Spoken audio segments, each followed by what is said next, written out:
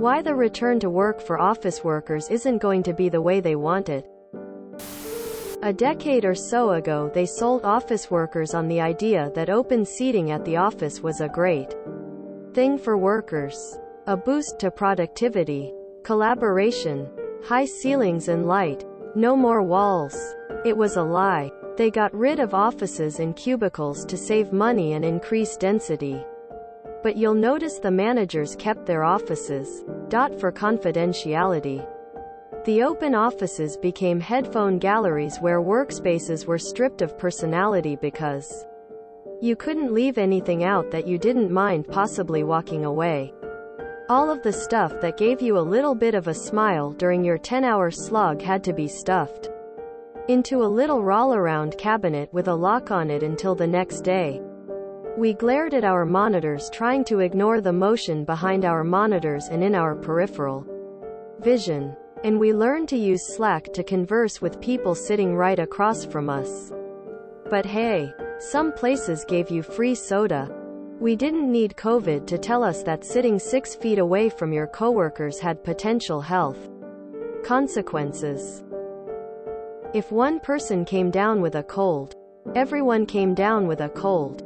Lunches were an olfactory stew. And God help you if someone ate chips.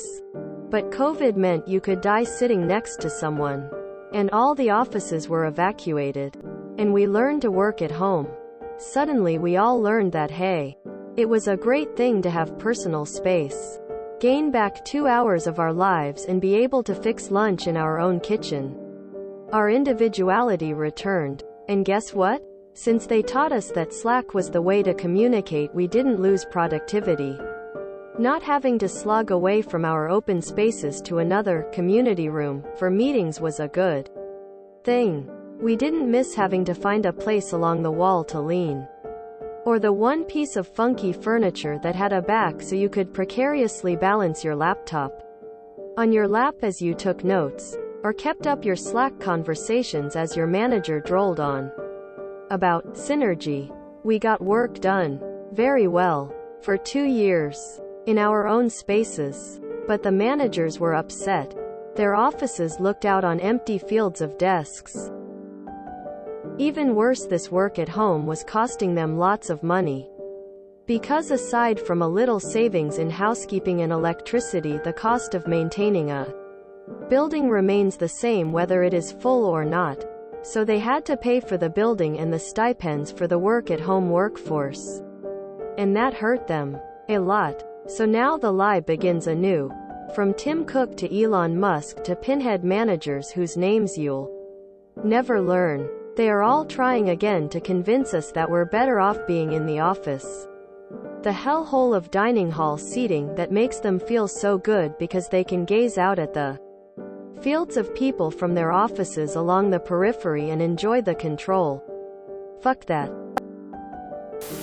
I think that a lot of lower-level managers are also realizing how little they're needed. That their value is in being there to micromanage and browbeat staff. And they need you there in person to do that. Of course Elon wants you back in the office. It's a dumb and counterproductive idea. Just like most of his ideas.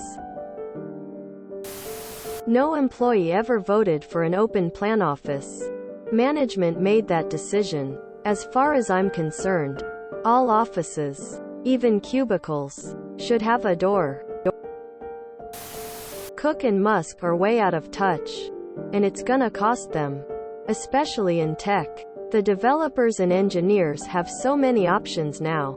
No one is going to say, oh, Company B is offering me higher total comp and WFH. But no, I believe in your product. And thus will continue to pay $6,000 in rent and commute 2 hours a day. Like, seriously? They're only gonna attract newbies who want the big name on their resume for a stint. And then they'll bounce. These companies think way too highly of themselves. And there will be a price to pay. In the final stages of interviews with an employer now, only having the conversation because it's remote. They asked how I felt about remote work in general. More like from a business manager's perspective, not necessarily personal to me.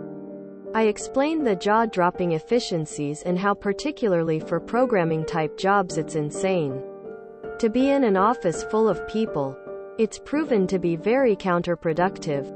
20 minutes to gain focus on a complex task. Interruptions every 3 minutes. So I made it clear indirectly that I would not take having to show up to an office lightly. Thing is, they are in a major city on the opposite coast, and I think this is where a giant light bulb, fingers crossed, comes on. Our next conversation might finally be about money, and the job I'd be doing might have some intermittent in-person value. So they may try the bait and switch, and that's fine. It's just going to cost them a lot more. WFH. I can even get off the expensive coast I'm on.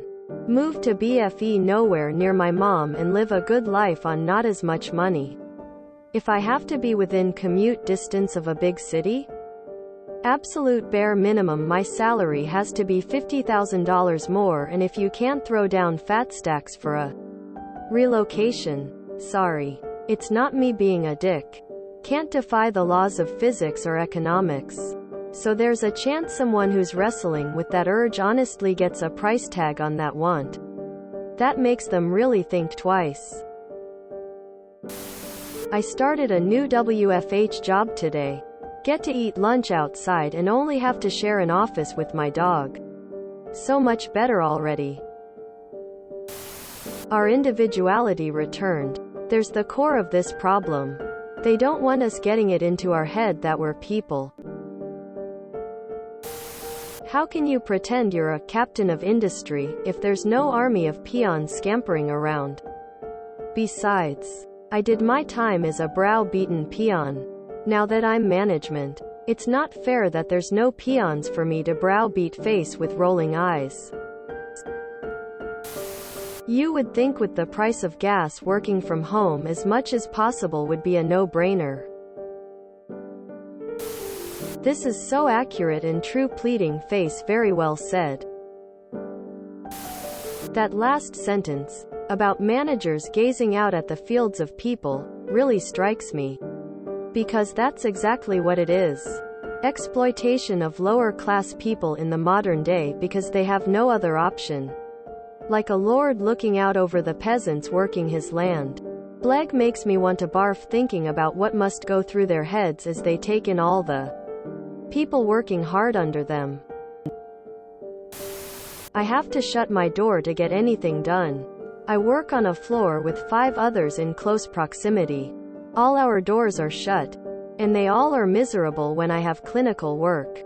Loud, boisterous kids and young adults. The only perks are getting to see the clientele I love. Printing stuff is easier. Security and tech makes it harder at home. And 3 giant monitors instead of 2 at work. Otherwise it's cold. A time suck. And I end up getting less done for multiple reasons. Last time I checked, COVID is still a thing. It's just that no one cares about it anymore, and the world has moved on to the next racket. I've worked from home for so long now that I can't imagine anything else. I'm an independent contractor, so I'm my own boss. Only way to live. In 2019 I went to work feeling perfectly fine. During the day I started coughing. I didn't really think about it because I have allergies and am often stuffed up and coughing. Towards the end of the day I was feeling lousy. I ended up being out of work for about a week. The people around me in the office soon followed a day or 2 later. I like to blame public transportation and the open office space environment for me being patient zero for that bout of flu that went around our office. It's so pointless going back to the office when all meetings are still via Teams, Zoom. Yesterday I told my manager I was going to go down to 1 day a week from 3. He made a face like he was holding in a fart, but didn't actually say anything. Unfortunately, it's review time, so I'll see if it was a mistake to tell him versus just doing it and deal with it if he notices. True to the bone. Not all companies are going back. Mine was going remote gradually before the pandemic. I went remote about 6 months before. When the epidemic happened, pretty much the whole company went remote permanently. Ended leases. Some companies are going to fall for the sunk cost fallacy and keep spending money on leases in owned property. Some companies will be more effective with offices. A lot of companies will use the cost savings on land and buildings on other things. That said, our company has found negatives with it. A lot of people, including me, miss the social. They've been trying to get us interacting socially more. We are now required to be in the office at least 1 day a year. Given that we are across the country and we don't have offices to accommodate us, we will probably be doing some social get-together to cover that requirement. You guys got WFH stipends? I don't think I got that. If you enjoyed this video, please check out our playlists full of similar content. Epic Ericast is like doom scrolling for your ears. Please like, share, and subscribe.